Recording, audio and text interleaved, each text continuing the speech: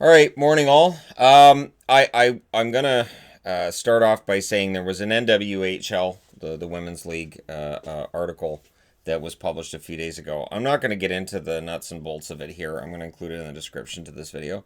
It's eye opening, and it explains why there's a union out there that's not sending players to the NWHL and why they're holding out the way they are, and it makes a lot of sense.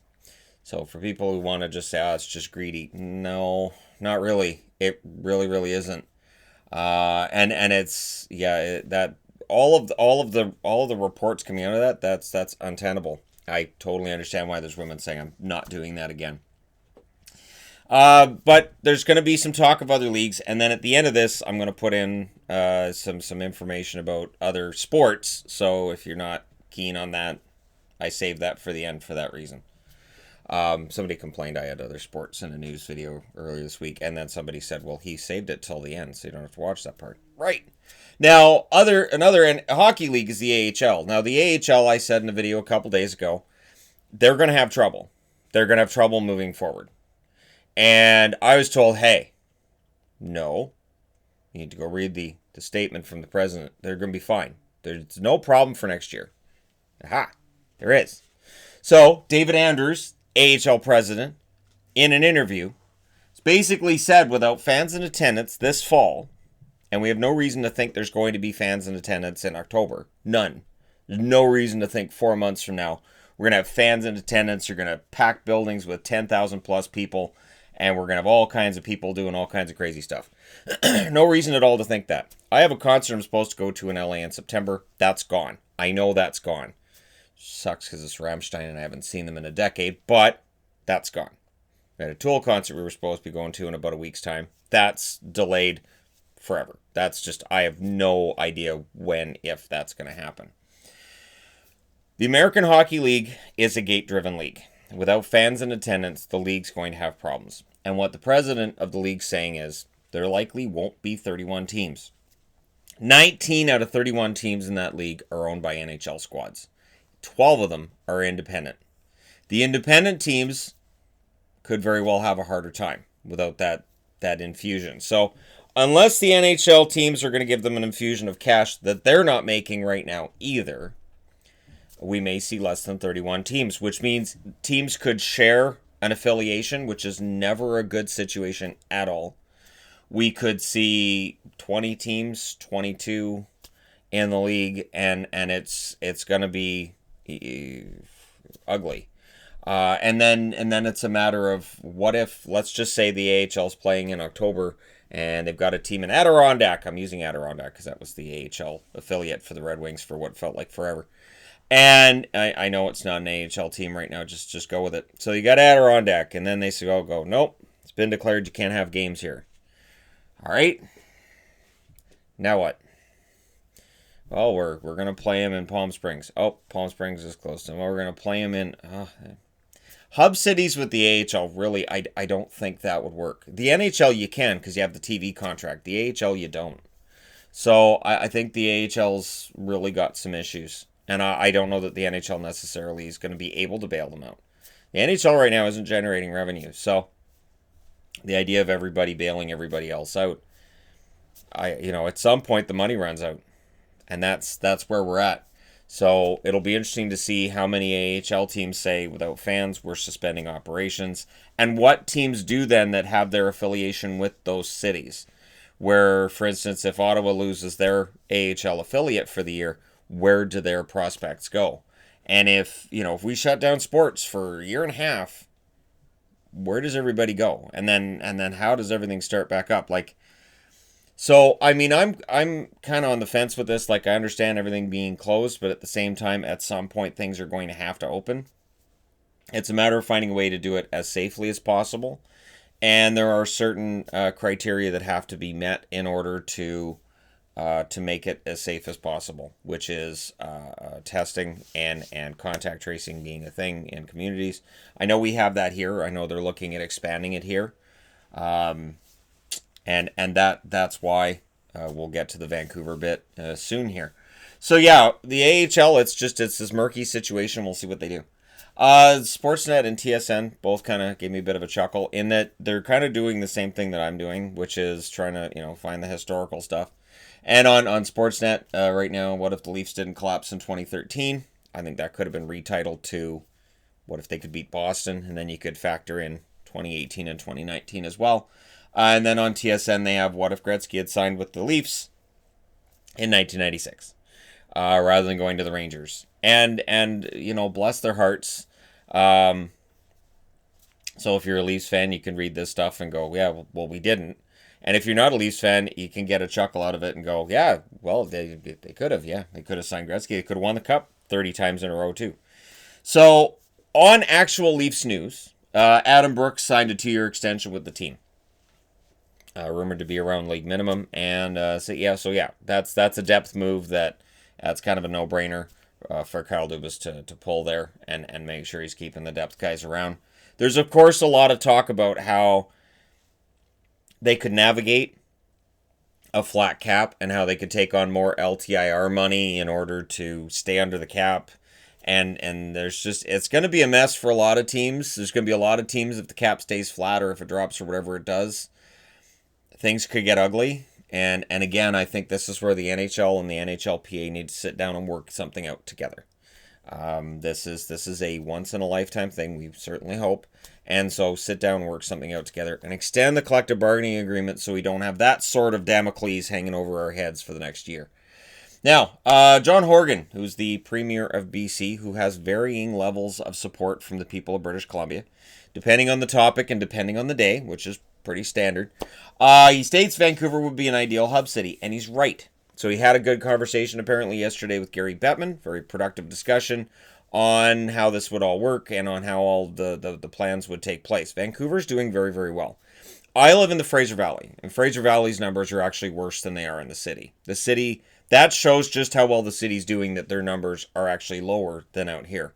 So it's been very well run in Vancouver, and getting hockey in there. I mean, are there going to be risks? Yes, there's going to be risks in anything any of us do. Anybody who's going to work tomorrow, you're going to have, there's going to be the risk out there. But of all the cities that are in there, I would think that the ones in Canada that are bidding will probably end up having somewhat of an advantage. We do have the public health care up here. We do have, like I've said this before in videos, if I wanted a test and I was showing some symptoms, I can go down and get one locally. It just involves just going through a questionnaire and then talking to a doctor online, and then you go and get one. So it's a little bit more available, and again, then there's the turnaround and all that, which is a whole other side issue, but it's there for us in general. So what Horgan's saying about them being an ideal hub city is true. Vancouver, it would make some sense, and Edmonton makes a lot of sense. There are other locations that work. I know Toronto's been in discussions as well. And it's a matter of making it as safe as possible. It's never going to be 100%, but make it as safe as possible. Speaking of Canucks Vancouver news, Sven Baertschi made some news a couple days back. I'm putting this into this video here because he's discussed wanting to come back and play in the NHL and feeling he can still play in the NHL. Has to be frustrating for a player. It has to be really frustrating for a player when you know you can still play, you believe in yourself, and your contract means you're shut out. I would think that if Sven Baertschi had been put on waivers last fall, and it feels like forever ago now, right? He's put on waivers last fall. If he was making $800,000 a year, he would have been picked up. But because of his contract being a lot more than that, and teams being under the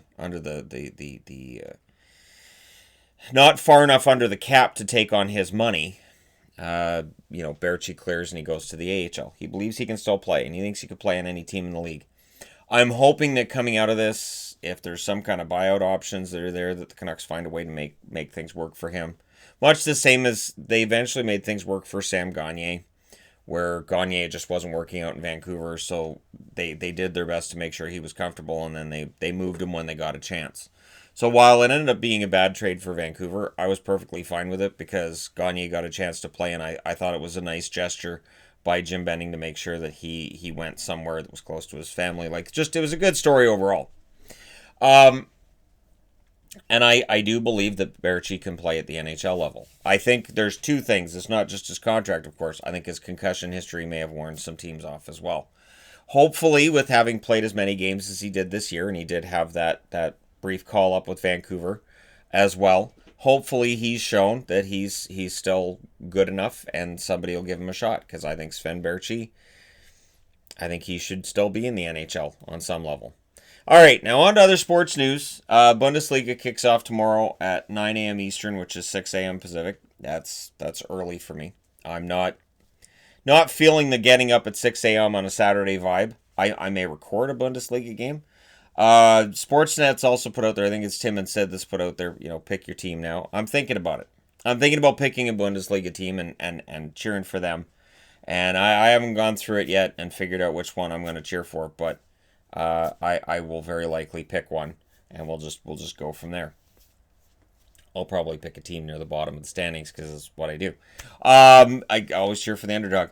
But yeah, that starts tomorrow morning. Korean LPGA tournament is going to be the first since March. So the LPGA is starting off over the Korean tournament, which is good. Things in South Korea have been better again than they've been in some other places. So it makes sense to have a tournament over there as the first one coming out of this. And we'll see how that goes. And that's being rebroadcast. So since it's in Korea, of course, it's going to be on a ridiculous hour over here. But it's being rebroadcast. If you're in Canada, it's going to be on CBC. I'm not sure where it's going to be broadcast in the States, but I know it's CBC in Canada. As just, networks are like, content, give us content. Now, Major League Baseball is having a major fiasco. And I'm going to say right now, for somebody who's been trying to get back into baseball, this doesn't help. This doesn't help. Now, I kind of understand where Blake Snell's coming from. But Major League Baseball's basically come out and said, okay, for this year we have to do a 50-50 revenue split because teams are losing a ton of money. And Blake Snell is the loudest right now in saying, no, I want my money. And if I don't get all my money, I'm not going to go out and play. And he's even said, I know this is going to sound selfish. Yeah. It does. Major League Baseball is the league that doesn't have a salary cap. And it has led to absolutely ridiculous salaries being offered by teams that can't be offered by others.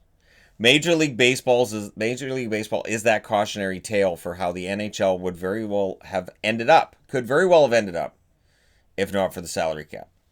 Major League Baseball, the amount of money these guys make, to say, well, I'm not going to play if I don't get all of them. Like, I get it, but at the same time, it really just looks ugly. And I'm starting to look at this as being labor stoppage material.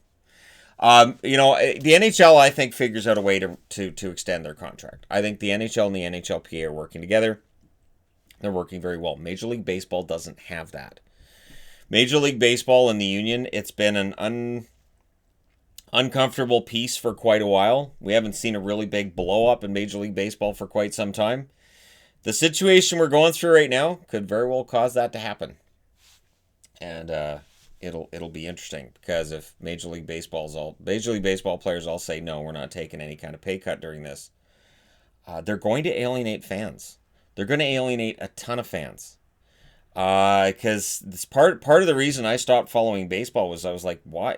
How much does that guy make? And then you'd hear something about a salary cap. We're not playing with the salary cap.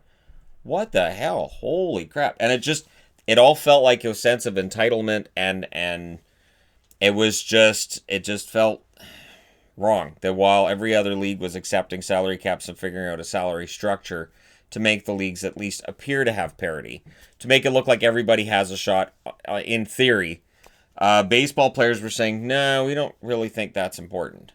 So, Blake Snell says no. And we'll see how that plays out. Because, again, it's a PR nightmare. Anytime that you have a shutdown of any sort. So if baseball players say, absolutely not, we're not, nope. Anytime something like that happens, even if the owners are really greedy, And the owners are the ones that are just stockpiling money and throwing it all in a vault and rolling around naked in it, every night before they go to bed.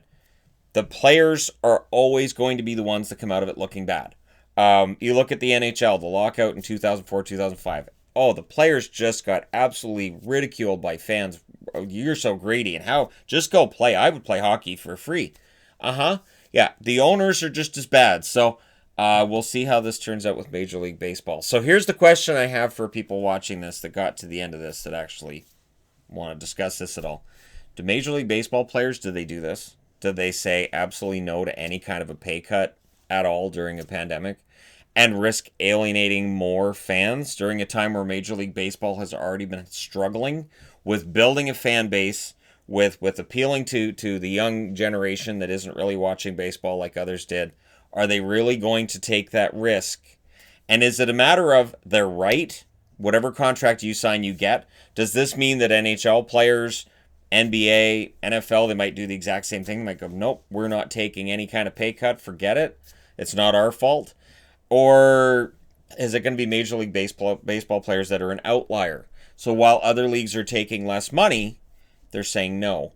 And does that then feed into making hockey players look more reasonable, basketball, football players look more reasonable if they're taking pay cuts? Well, these guys are saying no. Because NBA's already said salary cap's going down next year. And I haven't heard anything yet. I mean, of course, if you're a basketball fan, you're just talking about The Last Dance right now, which I watched the second episode last night. And Scottie Pippen was fantastic, so I'm not quite sure why there's any debate about this. Pippen was my favorite Bull at the time, and nothing I've seen has made me think otherwise. They treated him like crap. But anyways, let me know your thoughts in the comments section below. As always, don't forget to hit like and subscribe if you're browsing your way through. You just happened upon this video. And I think things around the sporting world are going to get really interesting this summer. Thank you guys so much for watching, for all your support, and I'll talk to you again soon. And you're welcome for Shadow's little bathing show that he does the I don't know why it's every morning. I don't know.